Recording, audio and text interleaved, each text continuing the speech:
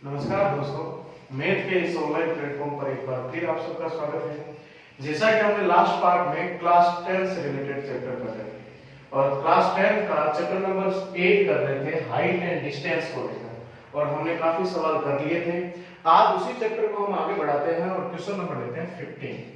Question number 15 है हमारे पास, किसी समतल की चोटी से कोई पीक पॉइंट है, उसके बनने वाला जो उन्नयन कोण है समतल पर स्थित किसी बिंदु से 15 डिग्री का है।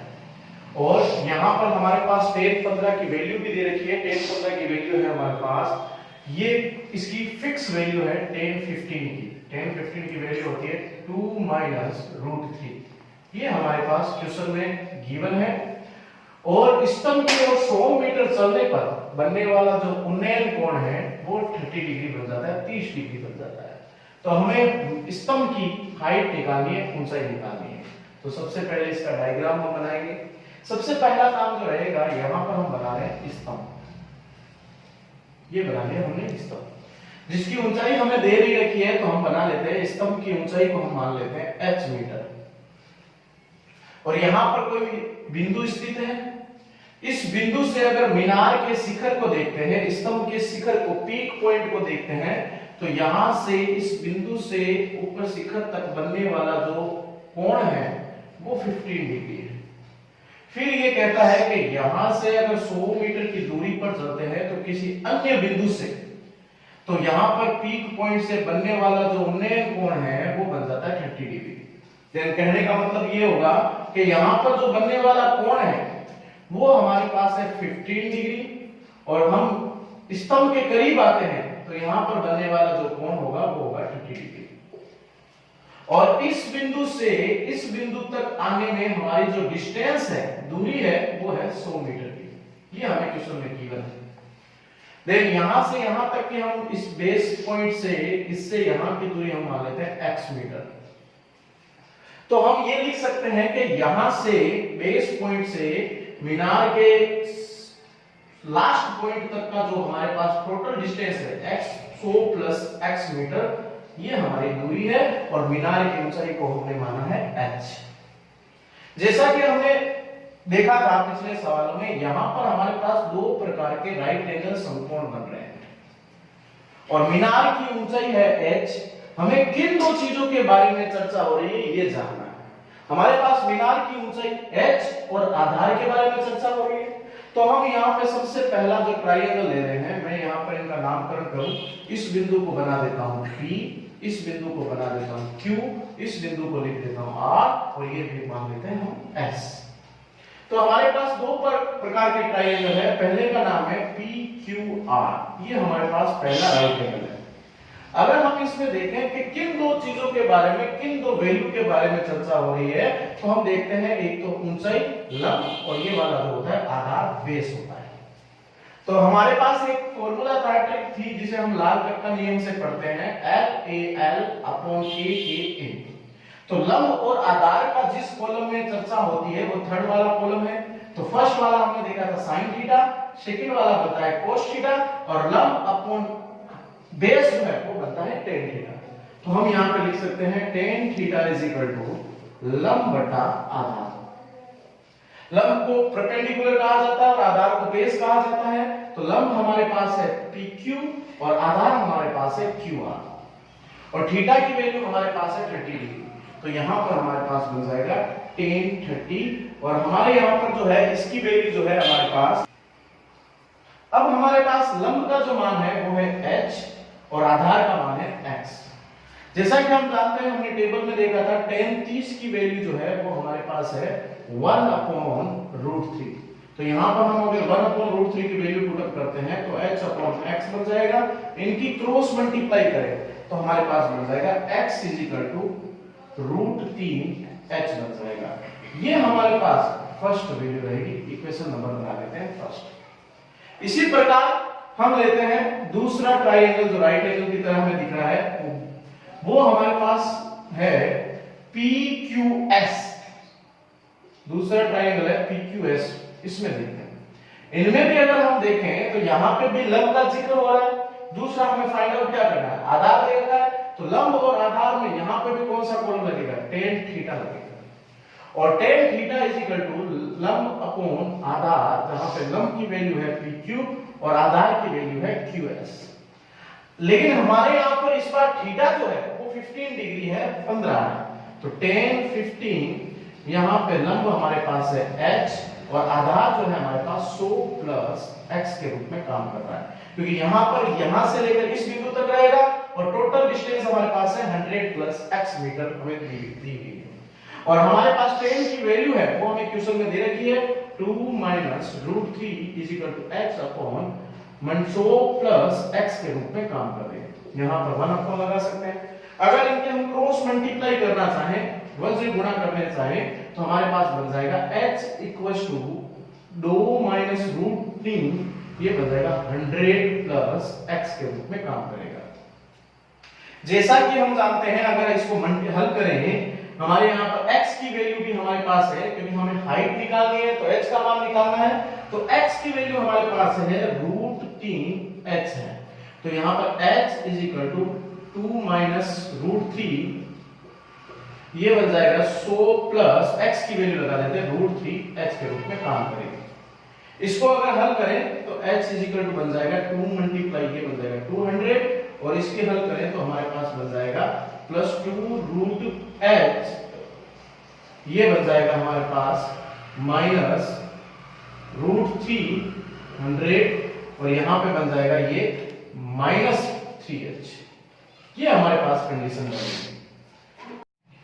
अब हम चलते हैं, हमारे पास अगर इसकी कैलकुलेशन करें तो हमारे पास जो कंडीशन बनेगी, अगर हम देखते हैं ये जो नेगेटिव है इधर आके बन जाएगा पॉजिटिव, तो ये हमारे पास कंडीशन बनेगी 3h plus h is equal to बन जाएगा 4h, और ये पॉजिटिव वैल्यू है वो इधर आके बन जाएगी माइनस 2 रूट 3h बन जाएगा, इज इक्वल टू इधर बनेगा 200 माइनस रूट 300 बन जाएगा। अब हम देखते हैं कैलकुलेशन को हल करें तो यहां से कॉमन आ रहा है 2h कॉमन आ रहा है, तो अंदर बचेगा 2 माइनस रूट 3 बचेगा, और इधर से हम 100 कॉमन लें तो हमारे पास बचेगा 2 माइनस रूट 3।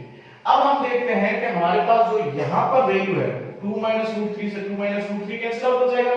अब हमारे पास बचा है 2h इज इक्वल टू 100, अब यहां पर h इज इक्वल टू बन जाएगा 100 divide by 2 is equal to बन जाएगा 15 मीटर। ये हमारे पास स्तंभ की ऊंचाई प्राप्त हुई है। हमने देखा क्वेश्चन नंबर 15 में हमें दे रखा था स्तंभ की ऊंचाई निकालनी है, हमने पहला ट्रायंगल लिया, फिर बड़ा वाला ट्रायंगल लिया, उसको हमने h की वैल्यू x की वैल्यू पुट अप की, क्रॉस मल्टीप्लाई करके h की वैल्यू का मान निकाला, जो कि हमारे पास निकला है 15 मीटर 15। अब हम चलते हैं हमारे नेक्स्ट क्वेश्चन 16 की तरफ। क्वेश्चन नंबर 16 है हमारे पास, एक समतल जमीन पर एक खड़ी मीनार की छाया की लंबाई उस स्थिति में 40 मीटर अधिक लंबी हो जाती है जबकि सूर्य का उन्नतास कोण मींस उन्नयन कोण 60 डिग्री से घटकर कितना बन जाता है 30 डिग्री हो जाता है। तो मीनार की ऊंचाई ज्ञात करनी है। हम सबसे पहले डायग्राम से समझेंगे, और इस सवाल में सबसे इंपॉर्टेंट वही डायग्राम है, और डायग्राम जो बच्चा समझ जाता है सवाल करने में काफी आसानी रहती है। तो हम देखते हैं कि ये कोई मीनार है जिसकी ऊंचाई हम मान लेते हैं h मीटर, जो कि हमें फाइंड करनी है, ज्ञात करनी है, और यहां पर स्थित किसी बिंदु से ये छाया की लंबाई है। पहली कंडीशन में छाया की लंबाई इस बिंदु से, अगर हम मीनार के शिखर को देखते हैं, पीक पॉइंट को देखते हैं, तो बनने वाला जो उन्नयन कोण है, उन्नतास कोण है, वो है 60 डिग्री 60 डिग्री। अगर ये कुछ समय के बाद में ये 60 से 30 डिग्री हो जाता है और ये छाया की लंबाई 40 मीटर अधिक लंबी हो जाती है, तो इस बिंदु से अगर हम पीक पॉइंट को देखें तो हमारा जो डिग्री है वो 60 से घटकर कितना डिग्री बन जाएगा 30 डिग्री। तो अगर हमें यहां इन दो बिंदुओं की डिस्टेंस लिखनी हो तो हमारे पास 40 मीटर क्वेश्चन में गिवन है, और मीनार के आधार से यहां की डिस्टेंस अगर देखनी हो तो लास्ट सवाल की तरह मान लेंगे x मीटर। अगर हमें यहां से यहां की डिस्टेंस को लिखना है तो ये बन जाएगी 40 प्लस x मीटर के रूप में काम करेगा, और ये हमारे पास मीनार की ऊंचाई है। और इस बिंदु को अगर हम दें तो इस बिंदु को मान लेते हैं a, इस बिंदु को हम मान लेते हैं b, और ये बन जाएगा c, और ये बन जाएगा d बन जाएगा। तो जैसा कि हम देखते हैं कि हमें किन दो चीजों के बारे में चर्चा कर रखी है, तो ये मीनार की हाइट है और ये मीनार का आधार है, बेस है। तो जब लंब और आधार के बारे में जिक्र करें तो लास्ट क्वेश्चन में हमने पढ़ा था 10 का कॉलम में आता है। तो यहाँ पर फर्स्ट ट्रायंगल अगर मैं लूं तो इसका नाम है ए बी एंड सी में। इसमें अगर मैं tan थीटा लगाऊं तो यहाँ पर tan theta is equal to perpendicular upon base. यहाँ पे परपेंडिकुलर हमारे पास है, लंब है हमारे पास ए बी और बेस हमारे पास है BC। और थीटा हमें गिवन है, थीटा की वैल्यू है tan 60 और यहाँ पर लंब का मान है h और आधार का मान है x। जैसा कि हमने 6 नंबर चैप्टर में देखा था tan 60 की वैल्यू जो होती है वो है √3। यहाँ पर हम पुट अप करेंगे तो √3 is equal to 2h upon x, इनकी क्रॉस मल्टीप्लाई करते हैं तो ये बन जाएगा √3x और ये बन जाएगा h। अगर हमें x की वैल्यू को फाइंड आउट करना है तो ये बन जाएगा h अपॉन √3। ये हमारे पास x की वैल्यू फाइंड आउट है। इसे इक्वेशन नंबर बना लेते हैं फर्स्ट। अब हम दूसरी अगर हम लें, दूसरा ट्रायंगल लें बड़ा वाला जिसका नाम है AB एंड D। ABD में अगर बात करें, यहाँ पे भी हमें पता है कि बेस और आधार के बारे में जिक्र कर रहा है, हाइट जो लंब और आधार के बारे में जिक्र कर रहा है। लंब इस बार भी सेम है बट आधार जो है वो चेंज हो जाता है। तो यहाँ पर हम देखते हैं, यहाँ पे भी tan थीटा लगेगा, tan थीटा बराबर लंब अपॉन आधार। लंब हमारे पास इस बार भी AB के रूप में काम कर रहा है बट आधार जो है वो BD के रूप में काम करेगा। और थीटा हमारा यहाँ से लिखा हुआ है 60 से घटकर कितना बन जाएगा 30 डिग्री, 30 डिग्री। तो ये बन जाएगा h अपॉन ये बन जाएगा 40 प्लस x के रूप में काम करेगा। जैसा कि हम अच्छी तरीके से जानते हैं, यहाँ पर अगर हम करते हैं कि tan 30 की वैल्यू टेबल में हमने देखा था, लास्ट क्वेश्चन में भी पढ़ा था 1 अपॉन √3 होता है इसकी वैल्यू। तो यहाँ पर अगर वैल्यू पुट अप करें तो हमारे पास बन जाएगा 1 अपॉन √3, h अपॉन बन जाएगा 40 प्लस x के रूप में काम करेगा। इनकी अगर क्रॉस मल्टीप्लाई करते हैं तो क्रॉस मल्टीप्लाई करेंगे तो ये बन जाएगा √3h is equal to 40 plus x के रूप में काम करेगा। चूंकि हमें फाइंड क्या करना है, ज्ञात क्या करना है, हमें ज्ञात करना है हाइट, ऊंचाई। तो x की वैल्यू का वैल्यू जो है वो मान ज्ञात करना है। तो x का मान जो है हमारे इक्वेशन नंबर 1 से h अपॉन √3 की तरह काम करता है। तो अब यहाँ पर h की वैल्यू पुट अप करेंगे √3h, यहाँ पे बन जाएगा 40 प्लस h अपॉन √3। ये पॉजिटिव है, इधर आके नेगेटिव बन जाएगा। यहाँ की कैलकुलेशन मैं यहाँ पे कर रहा हूँ, ये बन जाएगा √3h minus h upon √3 is equal to ये बन जाएगा 40। अगर यहाँ पे इन दोनों का अगर हम हल करें तो कॉमन आ रहा है x, अंदर बन जाएगा √3 माइनस 1 अपॉन √3। इन दोनों का एलसीएम लेके हल करें तो ये बन जाएगा h √3, इसको हल करेंगे तो 3 माइनस 1 इज इक्वल टू 40। अगर इसको और सिंपलीफाई करें हम तो ये हमारे पास बन जाएगा h 2 upon √3 is equal to 40। ये जो मल्टीप्लाइड फंक्शन है उधर जाकर डिवाइड फंक्शन बन जाएगा। तो h की वैल्यू जो बन जाएगी 40 मल्टीप्लाई √3 डिवाइड बाय 2।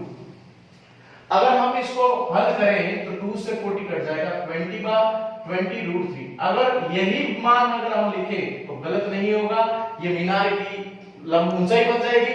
अगर हमें √3 की वैल्यू पुट अप करनी है तो √3 की वैल्यू होती है 1.732, पॉइंट हटाएं तो ये बन जाएगा हमारे पास 1000, 0 से 0 कैंसिल आउट हो जाएगा। तो ये हमारे पास 2 की मल्टीप्लाई करें तो 4 6 14, ये बन जाएगा 23 डिवाइड बाय 100। इसकी h की वैल्यू लास्ट जो वैल्यू आएगी 34.64 मीटर, ये हमारे पास मीनार की ऊंचाई होगी। राइट डाउन, ये हमारे क्वेश्चन नंबर 16 की जो है रिजल्ट रहेगा। अब हम चलते हैं हमारे क्वेश्चन नंबर 17 की तरफ।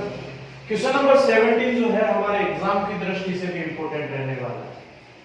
अब इसमें ये क्वेश्चन कह रहा है कि समुद्र तल से 60 मीटर ऊंचे एक लाइट हाउस, जैसा कि हम जानते हैं कि समुद्र के किनारे एक लाइट हाउस बना हुआ है। तो यहाँ पर मैं ये बना रहा हूं समुद्र और इसके किनारे एक कोई लाइट हाउस है जो कि इस तरीके से काम कर रहा है और ये इसका जो है पीक पॉइंट है, शिखर बिंदु है। इस शिखर बिंदु से यहां से समुद्र तल पर कोई दो जहाज है, एक जहाज का बिंदु बना देता हूं मैं यह और दूसरे जहाज का पॉइंट बना देता हूं मैं यह। अब हम देखते हैं कि इस जहाज से अगर हम देखते हैं तो ऊपर से जब नीचे देखते हैं, हमने इस बार देखो कि यहां पर बनने वाला जो कौन सा कोण है, अवनमन कोण है, डिप्रेशन कोण कहा जाता है, अवनमन कोण। अब अगर बात करें अवनमन कोण और उन्नयन कोण में, हमने डिफरेंस को समझा था फर्स्ट पार्ट में। हमने देखा था जब हम नीचे से किसी ऊपर स्थित बिंदु वस्तु को जब देखते हैं तो बनने वाला जो कोण होता है वो उन्नयन कोण होता है, और जब ऊपर से स्थित किसी नीचे स्थित बिंदु को या किसी वस्तु को देखते हैं तो बनने वाला कोण जो होता है वो अवनमन कोण होता है। तो यहाँ पर ऊपर स्थित कोई व्यक्ति वो नीचे जहाजों को देख रहा है, तो यहाँ पर जब ऊपर से देखेगा तो बनने वाला जो एंगल होगा, जो दृष्टि रेखा होगी वो नीचे की ओर होगी, और यहाँ पर एक क्षैतिज रेखा का निर्माण करेगा इस तरीके से। ये कोई पॉइंट मान लेते हैं x, क्षैतिज रेखा का निर्माण करेगा, तो यहां पर बनने वाला जो कोण होगा वो बनेगा हमारे पास 30 डिग्री, और यहां पर बनने वाला जो कोण होगा वो बन जाएगा 45 डिग्री। ये जहाज कोई बिंदु मान लेते हैं, यहां पर इस बिंदु को मान लेते हैं A, इस पॉइंट आधार के बेस, इसको बेस को मान लेते हैं B, इस फर्स्ट जहाज को मान लेते हैं C, और सेकंड जहाज को मान लेते हैं हम बिंदु D। अब जैसा कि हम जानते हैं कि हमने एकांतर कोण का रूल पढ़ा था कि यदि Z की आकृति का कोई निर्माण करता है तो इधर बनने वाला थीटा और इधर बनने वाला थीटा सदैव समान रहता है। तो यहां पर 30 डिग्री का निर्माण कर रहा है, तो Z की आकृति एकांतर कोण को अगर हम देखें तो यहां पे भी कितने डिग्री का निर्माण करेगा 30, और यहां पे 45 है, तो यहां पे भी कितने डिग्री का बनाएगा 45। तो कहने का मतलब है सर लास्ट एंडिंग पॉइंट पे जाकर ये भी वापस उन्नयन कोण की तरह काम करता है, बिल्कुल। तो अगर हम देखें तो हमसे पूछा है कि दो जहाजों के मध्य की डिस्टेंस निकालनी है, दूरी निकालनी है, तो उसके लिए अगर हम यहां से आधार से अगर इसकी दूरी को अगर देखें तो हम इसको मान सकते हैं x मीटर, और यहां से यहां तक की दूरी को हम मान सकते हैं y मीटर।